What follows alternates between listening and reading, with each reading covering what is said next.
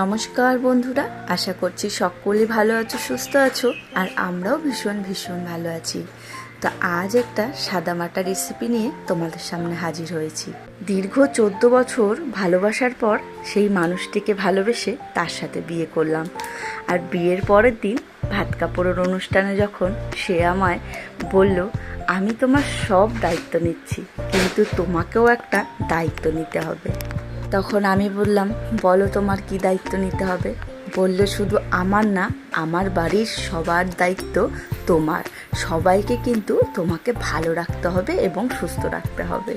তো আমি তখন তাকে বললাম, ঠিক আছে, আমি তোমাকে কথা দিচ্ছি, আমি যতটা পারবো চেষ্টা করব তোমার বাড়ির সবাইকে সুস্থ রাখতে, ভালো রাখতে।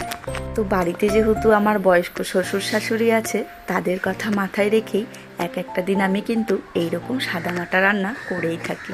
তো আজ শ্বশুর নিয়ে এসেছিল জ্যান্ত বাটা মাছ, সেটাকে আমি কাঁচকলা, আলু আর থানকুনি পাতা দিয়ে আদা জিরে বাটা দিয়ে এই মাছের ঝোল করেছি।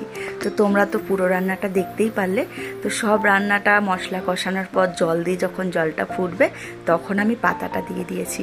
আর এখানে আমি ভেজে রাখা একটু ধনে আর জিরের গুঁড়ো দিয়ে দিলাম। তারপরে আর কি, জলটা যখন আর একটু ফুটলো, মাছগুলোকে দিয়ে একটু নাড়াচাড়া করে ওপর দিয়ে ধনে পাতা ছিটিয়ে নামিয়ে দিলাম। দেখো তো বন্ধুরা, আমার এই সাদামাটা মাছের ঝোলটা কেমন হয়েছে দেখতে। তবে আমার শ্বশুর একটা কথা বলে, যেই জিনিসটা দেখতে সুন্দর হয় সেটা খেতেও কিন্তু ভীষণ সুন্দর হয়। আজকের মতন বাই বাই।